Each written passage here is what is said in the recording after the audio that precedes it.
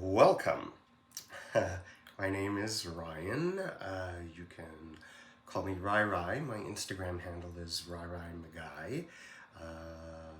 Let's see, maybe, where does it go? Like here. I can put it here. So, anyways, thank you for joining me. This is kind of a new adventure for me. I honestly have no idea what I'm doing. I've watched many Flosstube videos, so I kind of get the gist of it. It's been on my mind to do this for a while. I wasn't sure why I wanted to do it or what I would have to contribute to the Flosstube or stitchy community, but here I am. I thought I'd give it a try. If you are a fan of Maximum Cross Stitch Power Hour, you might recognize me from a little guest appearance that I did on her channel, Ellen. We go way back, and I have to say she was a big part of what brought me here into the stitchy community.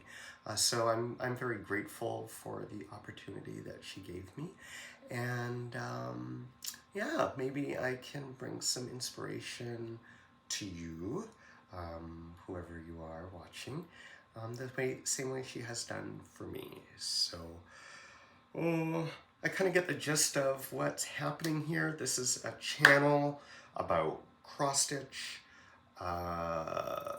sewing, knitting, any needle arts related activity, and what else? Yeah, we'll see any kind of crafty curiosities that come my way. We'll have a stab at it, all right? So where should I start? If you watched Maximum Cross Stitch Power Hour with Ellen Reed, you'll recall I introduced a few projects I was working on, so I thought it would be a good place to revisit, in a way to kick off my channel here. So I had a start at a work in progress there called Satsuma Street. It's an elephant biscornus, so Satsuma Street is the designer. And they're really fun, they're colorful, they're bold, they're bright, and it's exactly what I needed for this time of year. So, without further ado, here it is. Yay! It's cute, it's small, I love the colors. Even the back, the underside, I'm really happy with. I didn't have any decent buttons that I liked that were small enough, so I actually used a bead, just a little glass seed bead, and that seemed to have done the trick. There we are. I'm quite happy with it. So I used all of the called for DMCs. What else? Yeah, I just stitched it on 18 count Aida. Yeah, I'm really happy with the way it turned out. Oh, you see, I finished it a while ago, maybe about 3 weeks ago, and I kind of forgot, maybe it's a suppressed or repressed memory. I had a heck of a time doing these stitches, and at least sewing it together, and I have one really big learning that I took away from this, and it's the way that I have to do my back stitches before I sew it closed. You know what, maybe we'll keep that as a teaser maybe for another video, and I can kind of walk you through my little biscornu building process and my learnings. So yeah, I'm happy with it. Another finish, what's my other, oh yes. If you follow me on Instagram, I post a lot of my projects there. So I am very happy. That was my first biscornu, and this is my first berry. So the pattern is actually part of a free collection of motifs that Jeannette Douglas is introducing or or kind of bundling up for the year 2022.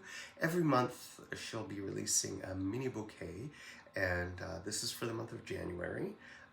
It's a pineapple mini bouquet, and I do love her stitching. I love her designs, and I jumped right on this. It actually took me, which is truly unprecedented, but it took me 2 days. 1 day to stitch and 1 day to finish it, and yeah, I'm actually kind of tickled with how it turned out. So I did most of the DMC conversion. I introduced 1 or 2 other colors that were in my collection. I wasn't planning on, my goal was not to buy or spend anything on this this series, and just to use what I had in my stash. So the ribbon came from my stash. I don't even know where it came from. The fabric, did I write down the fabric? Oh yes, it's a Belfast antique ivory, and like I said, the floss is just DMC. Well, not just, it is DMC. I really love DMC. Yeah, I'm really happy with the way it turned out. So my intention is actually to stitch all 12 into different small finishes, and I don't know, have a basket of them or give them away, share them with friends and family.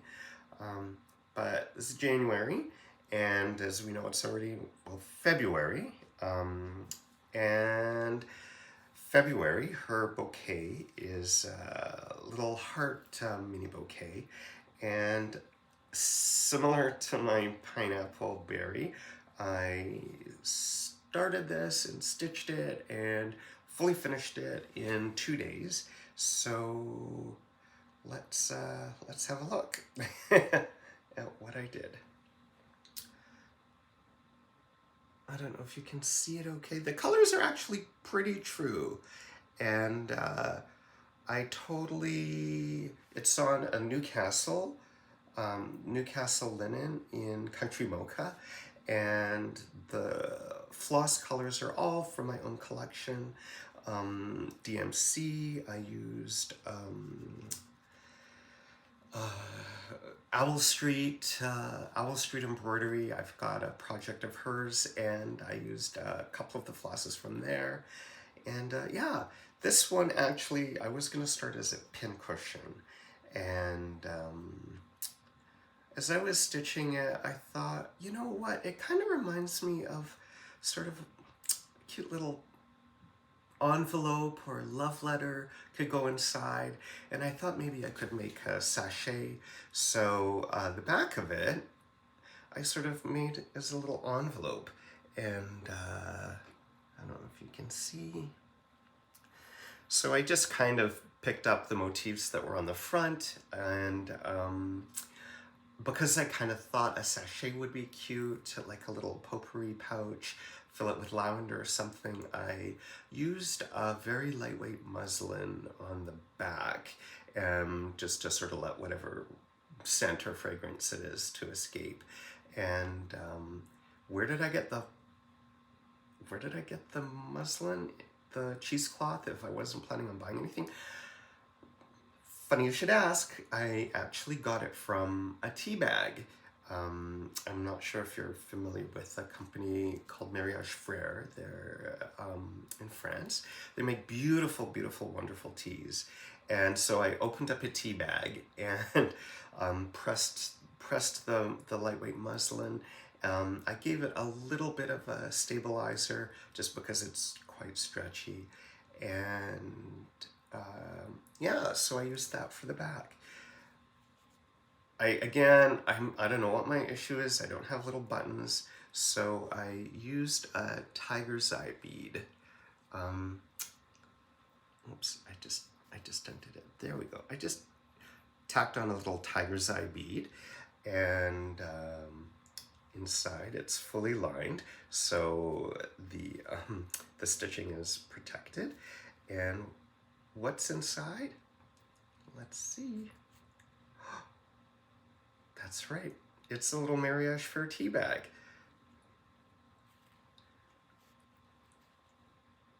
that's it. That's it. So maybe what I made was a little tea bag sachet or a tea bag pouch. We'll call it a trifle, a folly, yeah, something small and cute. So yeah, I'm really happy with the way that this turned out. Yeah, good times. So now I've got one and I've got two. I'm gonna have to wait until March 1st and I'll play it by ear. I'll see what the design is and what I have in my stash that might work well with it. You never know.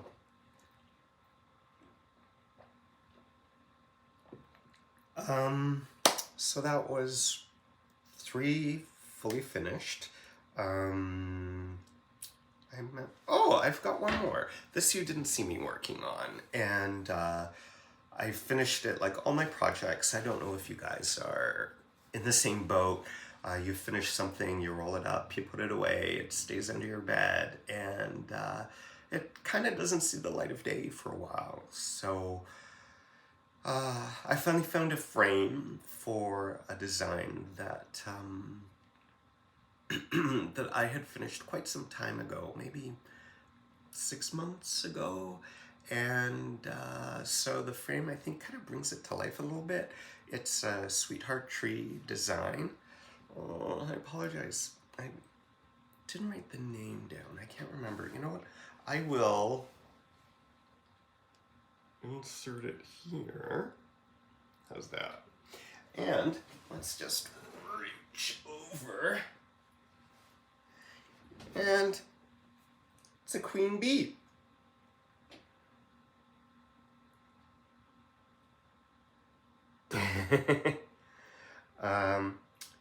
I didn't stretch it or anything. I just kind of tacked it down on a board, and because I wasn't sure if this is the frame that I'm going to be settling on, but that's the frame for now. It's by Umbra, and we've got a store here called Winners.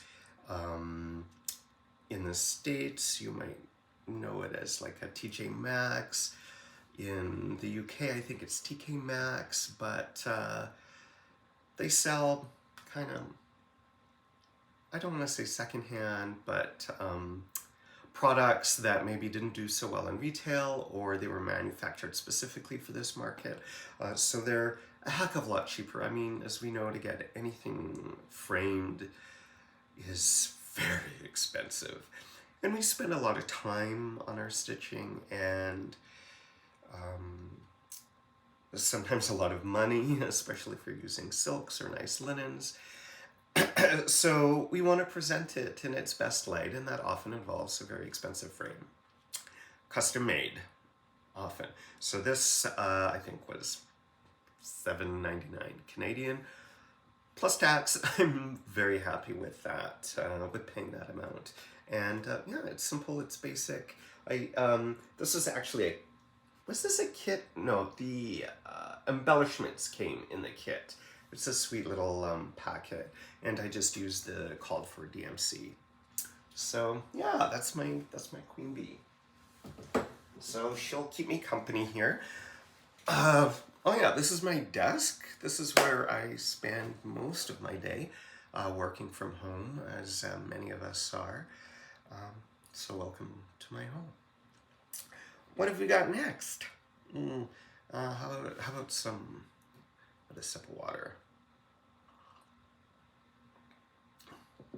How about some works in progress? Oh yeah, we talked about this one you saw. This one you saw on Ellen's channel. This is, how do we do this? Let's go over here.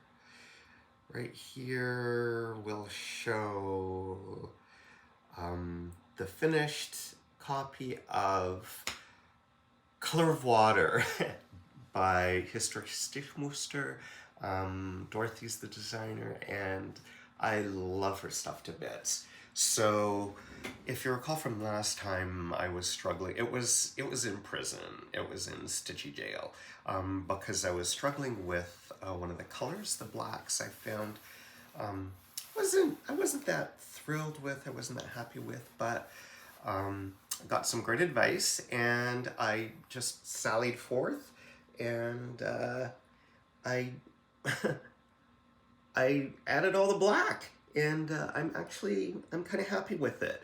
I thought it might be too high contrast, but also not dense enough coverage when compared to the other silks. So this, again, I bought as a kit from Historic Stitchwork website. So it came with the linen, came with a needle, and it came with the floss, which is a Soie d'Alger by Au Soie. It's my first time working with this floss. I really enjoyed it. It's I watched a lot of YouTube videos and tutorials on how to stitch with silks and handle silks, and I have to say it wasn't as daunting as I had anticipated. I cut shorter lengths of floss, and you have to be careful with the eye of the needle, but I mean, you guys know this, right? You know this. For those that don't or are curious about working with silks, maybe if there's an interest, I'll do a little tutorial or share things that I've learned. I don't know. Let me know. Let me know in the comments below. Anyways, this is 4 squares. I think that that's 6 by 6. So I still have a ways to go. This actually is a very enjoyable stitch. I really liked it. Oh, one thing I will point out, for those of you who don't know, which is probably everyone, I studied fashion design many moons ago, and over the years I've accumulated a lot of sewing related stuff, and so I'm using my stitching projects as an opportunity to use a lot of the stuff that I've gathered, and one of them was this very narrow soft tape that you actually use to edge raw edges of fabric, and this linen didn't come serged, and that's okay, but I wanted to protect it from fraying, so I don't know if you can see. Let's get up right close.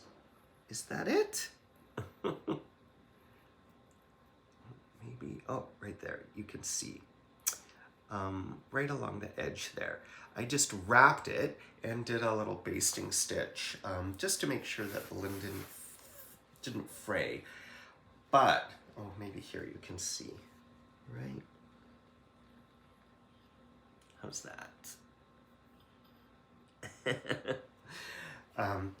So I put on this very narrow, thin, soft tape to make sure that the edges wouldn't fray. Now, rookie mistake. This is linen. Linen tolerates heat very well. It tolerates steam very well. I actually really enjoy ironing. When I had an office job and I was wearing shirts all the time, I really enjoyed it. I found it quite therapeutic. And ironing and sewing and stitching all go hand in hand. And the challenge with this tape is a long story about really nothing. The challenge with this tape is it's synthetic. And it can't handle the heat that linen can. So it's in the frame right now. When I take it out to move it, I'm gonna have to press it and be very, very careful with this nylon tape, and that I don't melt and fuse it. If something happens, it's not the end of the world because it's right on the edge. But anyways, rookie mistake, don't repeat it. I think next time what I do is I'll just fold over the edge and baste it, just kind of like a loose hem, and we'll call it a day. All right. Another project we talked about, but I didn't show, is Mary Carter, 1712, and that is by Hands Across the Sea, Nicola Parkman. Big fan. This is my first project of hers. I know she's very popular out there, and absolutely no surprise because her charts are absolutely beautiful. Her booklets are stunning. They're informative, full color, really enjoyable to use. And the one that I chose, this is sort of my 2022 project, was Mary Carter 1712, and I think put it right here, 1712, Mary Carter, and yeah, she was Queen of the May for the year 2020, and yeah, I'm really happy. It's a band sampler, and I love the variety that comes with band samplers, and you kind of, it's neat and tidy, and you go in a row, and then when you, it's always in different specialty stitch, and when you get to the end, it's like, oh, the next row, it's a new specialty stitch. So it kind of holds my interest. And so I didn't get too far. This is on Newcastle, so 40 count Zweigart Old Country Mocha. And the floss I'm using is called For Floss. It's 103 by Overa Soie. And again, it's my first time working with that particular silk, and it's absolutely fascinating. Again, I can talk for hours about it, but I won't here, don't worry. I can save that for another video. But anyways, here's my project, my progress. Can you see that? The first row up here is eyelets, and then these next two just cross stitching. Color's actually not too bad. It's a little bit lighter in person, but yeah, it's a really sweet stitch, and I actually had planned on finishing it. The date on the chart, I guess Mary Carter's date is December 12th, 1712, and I was full of ambition, planning on finishing it December 12th, 2012. I was like 300 years old, which is truly insane that I'm stitching something that someone stitched 300 years ago. But yeah, I thought I would try to finish it at the same time of year, and I don't think that's going to happen because it's a lot of stitches, a lot of specialty stitches. Some I've never tried before, so I'm looking forward to trying. We'll see how it goes. I'll keep you posted. What else do I have? I've got, oh, how about, this is sort of a new start, I guess we can consider. And this is the first time, this is Stitching Book Club. And I designed by Kristen Ashley. I don't know too much about it. This is my first Stitching Book Club project. This year, it's, I just printed this out. It's a PDF I got from Etsy, and it's called The Chronicles of Narnia, The Lion, the Witch, and the Wardrobe. And it's a little welcome packet. I think the first release is going to be February 12th. I've already started kitting it up. I'm just using, I'm using these beautiful DMC flosses. I think I'm just missing one or two. I don't know what kind of textile, what kind of fabric I'm going to be using it on. But yeah, I'm really looking forward to it. The Chronicles of Narnia and I go back a long, long way. And it was actually a series of books by C.S. Lewis. It was a series of books I read almost every summer from my preteens, maybe for about 15 years, I'd have to say, from the first time that I read them. Every summer it was kind of like my summer project. And oh, excuse me. Whoop. Okay. Oh. Just ignore the falling books. Look what we've got. Chronicles of Narnia. You can see it's pretty well loved. It's pretty well loved. And so the one that we're doing is actually the first book that C.S. Lewis wrote in this series, even though it is book number 2, and he kind of did a prequel. So this is The Lion, the Witch, and the Wardrobe, and I'm really looking forward to stitching this and to rereading this. So this is kind of going to be an interesting stitch along for me. I'll put probably as a hashtag. We'll put the hashtag right here. You can check it out. And if I manage to do another one of these, you can check out my progress there. All right. Should be fun. Oh, speaking of fabric and not knowing what fabric, maybe we can talk about haul. That's right, haul, recent acquisitions. I'm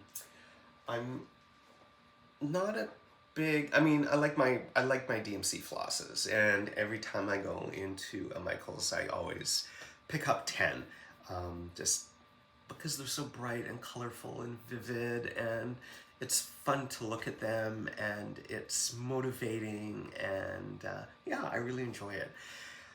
Linens, on the other hand, aren't something that I've managed to accumulate, at least up until now. They're a little more expensive than DMC flosses, so this is, I think we can blame Ellen for this because she loves her linen. So I just, one day, not that long ago, again, we've had a long, hard, dark, dreary winter, and I just needed a little bit of color. So I went on to 1-2-3 Stitch and kept adding to cart, and my order came yesterday. So this is my this is my linens. They're all, picture this plus, and they're not very large in size. I kind of wanted to keep it on the smaller side. This is more just, this one is called, what is this called? This is Ada 18 count, it's called Mystic. And yeah, I just wanted to kind of treat myself. The smaller ones, they're not that expensive, and I mean, you know what it's like. I enjoy doing smalls too, so I thought this would be a great way to test out the actual linen, the product, test out the color fastness, and test out the colors and see what I like, what tickles my fancy. This one I think is a popular one. This is a 32 count Lugana, so this is an even weave, and this is murky. I do love this one. This is definitely going to be fun to stitch on.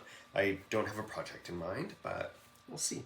Anyways, that was my linen haul, and another thing that I have a weakness for are needles,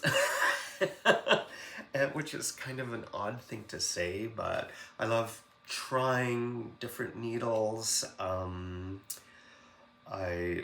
Bowen and John James and DMC, Clover, I really enjoy them all, or I enjoy experimenting with them. And what happened, again, who doesn't love shopping online? So I follow an account online called Saju, and I should have been a little more prepared with the history of the company. It's quite an old company. based in France. They've got a great online shop, and sometimes shipping overseas can be quite expensive, so that kind of curbs my spending habits.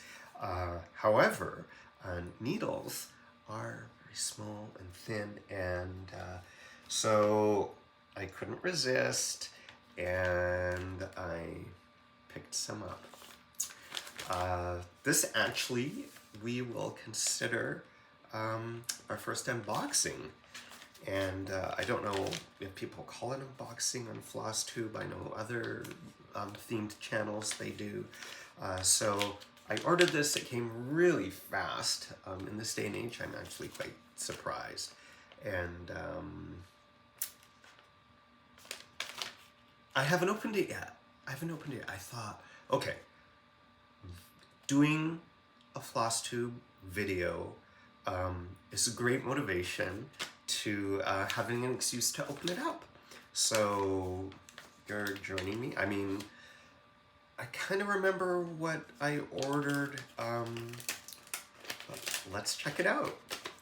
Let's check it out and see what's inside. They're pretty fun. Okay.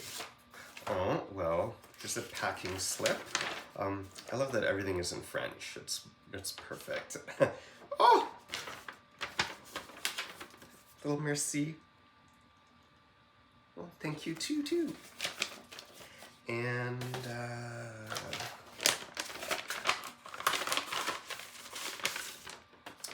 sort of a thin little tissue, oh, almost like a vellum envelope, taped closed. You know, I think when I was on Ellen's channel, we kind of did an unboxing. We did sort of an unwrapping, kind of an early Christmas. Yeah, I guess, I don't know if that's going to be a theme with me, but I'm enjoying this a lot. Oh, this is a lovely postcard.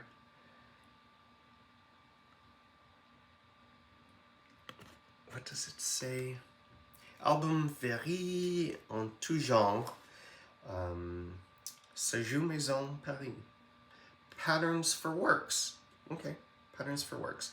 It's also in Spanish and German and Italian. It's very, very global. Cute. Ooh, these are sweet. Aguille brodé. This is a little sort of a matchbook style. Well, you're seeing this before I am. Okay, 6 of them. So this is number 28. Oh, they're really sweet. The eye is actually quite large. It might be 1/5 of the size of the needle. So that's awesome. That's very sweet. And I got another one. It's sort of, a miniature album. And there we go. Let's open it up. Oh, is that an assortment? Oh, okay. So, yeah. 2 size 22, 2 size 24, and 2 size 26. So then between these 2 packages, we're kind of all covered from 22 to 28. Those will be fun to use. And oh yes, this is what caught my eye. This is why I made the purchase in the first place. This was on sale, and this is a big card. And this is Versailles, and it's actually, look at all those needles. It's an assortment, if I remember correctly. Okay, oh, it actually says these are with points on top, and these are without points on the bottom. So these would be your more suited for cross-stitching, and this is more kind of when you need to really puncture that fabric. So sewing or what's that stitching called with the wool? Why can't I remember it? Not chenille. It'll come to me. I'll put it here. So, anyways, sharps and blunts. Cute. Oh, and last but not least is little floss organizer. Again, I think this is sort of their signature vibe. And yeah, I think actually I will use this for my Chronicles of Narnia. That'll be fun. I think it's got enough holes. I actually don't use these, not for any particular reason, maybe because I don't have them. But now that's changed. I've got my first one, and yeah, I think I'll use this for the Chronicles of Narnia.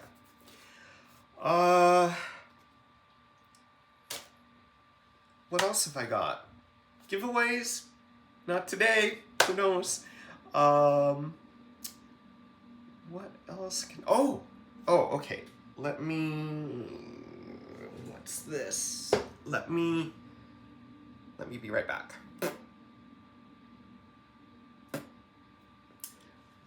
Where did it go? Yes.